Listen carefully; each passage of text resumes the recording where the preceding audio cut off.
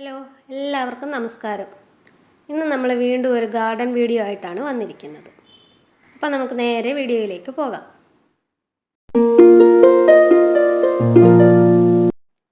ഇതാ ചുവന്ന നിറത്തിലുള്ള പൂക്കളാണ് ഇന്നത്തെ താരം.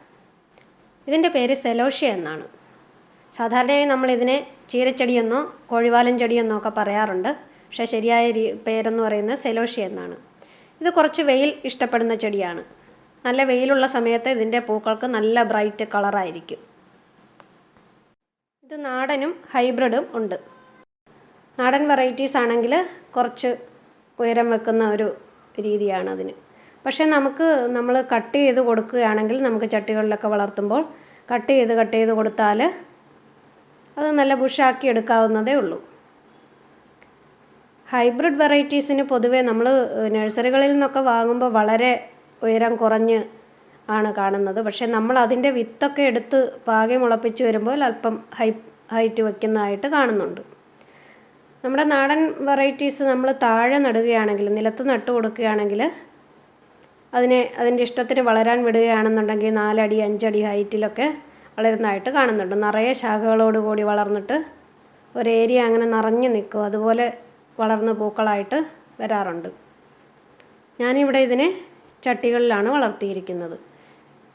ചട്ടികളിൽ വളരെ ഉയരം കുറച്ച് നമുക്ക് ഈ നാടൻ വെറൈറ്റീസിനെയും വളർത്തിയെടുക്കാൻ പറ്റും. ഞാനിത് കുറച്ച് ചെറിയ ചട്ടികളിൽ ഉയരം കുറച്ച് നട്ട് ഞങ്ങളുടെ ഗാർഡനിൽ അമ്പൽക്കുളത്തിന് ചുറ്റും വെച്ചിട്ടുണ്ടായിരുന്നു. ആ പൂക്കളെല്ലാം കഴിഞ്ഞതിന് ശേഷം ഞാൻ അടുത്ത ഒരു ട്രിപ്പ് നട്ടതാണിത്. അപ്പോൾ അതിന് ശേഷം നല്ല മഴ തുടങ്ങിയപ്പോൾ ഞാൻ കുറച്ചൊന്ന് ഇനിയിപ്പം മഴയാകുമ്പോൾ അത്ര കണ്ട് ഇത് ശരിയാവാൻ ബുദ്ധിമുട്ടാണല്ലോ എന്ന് വിചാരിച്ച് ഞാൻ അതിനെ ഒന്ന് ശ്രദ്ധിക്കാതെ ഇരിക്കുകയായിരുന്നു. അതുകൊണ്ടാണ് കുറച്ചിതൊരു 2-3 അടി ഹൈറ്റ് വെച്ചിട്ടുണ്ട്. പക്ഷേ എന്നാലും മഴയും വെയിലും ഒക്കെ കൊണ്ടത് അവിടെ നിന്ന് ധാരാളം പൂക്കൾ അങ്ങനെ ഉണ്ടായി നിറച്ച് ഇപ്പോൾ പൂക്കളായപ്പോഴാണ് എനിക്ക് തോന്നി എന്നാൽ ഇതിനെ എടുത്ത് ഫ്രണ്ടിൽ ഗാർഡനിൽ കൊണ്ടുവയ്ക്കാം. അപ്പോൾ തോന്നി എന്നാൽ വീഡിയോയും കൂടെ ചെയ്തേക്കാമെന്ന് വിചാരിച്ച് അങ്ങനെയാണ് ഇതിപ്പം എടുത്തിരിക്കുന്നത്. ഈ ഒരു പ്ലാന്റ് എന്ന് പറയുന്നത് നമുക്ക് ഗാർഡനിൽ നമ്മുടെ എല്ലാവർക്കും ഇഷ്ടമെന്ന് പറയുന്നത് നമ്മുടെ ഗാർഡൻ എപ്പോഴും പൂക്കൾ കൊണ്ട് നിറഞ്ഞിരിക്കണമെന്നാണല്ലോ. അപ്പോൾ അങ്ങനെയുള്ളപ്പോൾ നമുക്ക് ഈ ഒരു പ്ലാന്റ് നമുക്ക് നട്ടുപിടിപ്പിച്ച് കഴിഞ്ഞാൽ നമ്മുടെ ഗാർഡനിൽ എപ്പോഴും പൂക്കളുണ്ടായിരിക്കും. താഴെ നട്ടു കൊടുക്കാൻ സ്ഥലമുള്ളവർക്കാണെങ്കിൽ ഒരു ഏരിയ തന്നെ ഇതിന് സെലക്ട് ചെയ്ത് കഴിഞ്ഞാൽ അവിടെ ഇത് നട്ടു കൊടുത്താൽ വളരെ മനോഹരമായിരിക്കും. ഇതൊന്നങ്ങനെ നിറച്ച് പൂക്കളായിട്ട് നിൽക്കുന്ന കാണാനായിട്ട്. പിന്നെ ഒരു കാര്യം എന്ന് പറഞ്ഞാൽ അതിൻ്റെ അരികൾ അവിടെ താഴെ തന്നെ വീണ്ടും തൈകൾ മുളച്ച് നമ്മൾ നട്ടില്ലെങ്കിൽ പോലും പിന്നീട് അത് തനിയെ വളർന്ന് വന്ന് പൂക്കളുണ്ടായിക്കൊണ്ടിരിക്കും. ഇതിന് എന്താ പറയണ്ടേ, ഭയങ്കര കളറാണ്. ഇതിന് ഭയങ്കര അട്രാക്ഷനുള്ള കളറുകളാണ്. ഈ ഹൈബ്രിഡ് വെറൈറ്റീസിലൊക്കെ ആണെങ്കിൽ ഒരുപാട് നല്ല നല്ല കളറുകൾ വരുന്നുണ്ട്. ഇതിൻ്റെ ഒരു പ്രത്യേകത എന്ന് പറയുന്നത് ആ ഒരു നാര് പോലുള്ള ഭാഗത്തിൻ്റെ താഴെയായിട്ട് തണ്ടിൽ പറ്റിപ്പിടിച്ച രീതിയിലാണ് ഇതിൻ്റെ വിത്തുകൾ വരുന്നത്.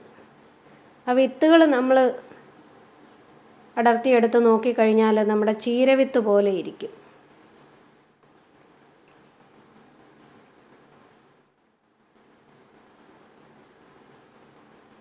കണ്ടോ? ഇത് നമ്മൾ 2 ചീരവിത്തും ഇതും കൂടെ എടുത്ത് നോക്കിക്കഴിഞ്ഞാൽ നമുക്ക് തിരിച്ചറിയാൻ പറ്റില്ല. അതുപോലെ അത്ര സെയിമാണ്. ഈ വിത്ത് പാകി മുളപ്പിച്ച് നമുക്ക് തൈകൾ ഉണ്ടാക്കി ഇത് പ്രൊപ്പഗേറ്റ് ചെയ്തെടുക്കാൻ പറ്റും. അല്ലാതെ ഇതിൻ്റെ ചെടികളുടെ തലഭാഗം മുറിച്ച് നട്ടും നമുക്ക് തൈകൾ ഉണ്ടാക്കിയെടുക്കാവുന്നതാണ്. പക്ഷേ ഈസിയായ കാര്യമെന്ന് പറയുന്നത് വിത്ത് പാകി മുളപ്പിച്ചെടുക്കുന്നതാണ്. ഞാനിവിടെ പക്ഷേ അങ്ങനെ പ്രത്യേകിച്ച് വിത്ത് പാകി മുളപ്പിക്കാറൊന്നുമില്ല. ഇതിൻ്റെ വിത്തുകൾ തനിയെ വീണ് ഗാർഡനിൽ അവിടെ എവിടെയൊക്കെ കിളിച്ച് നിൽക്കുന്ന തൈകൾ പറിച്ച് ചട്ടിയിലാക്കി നടുകയാണ് സാധാരണ ചെയ്യാറുള്ളത് ഞാൻ.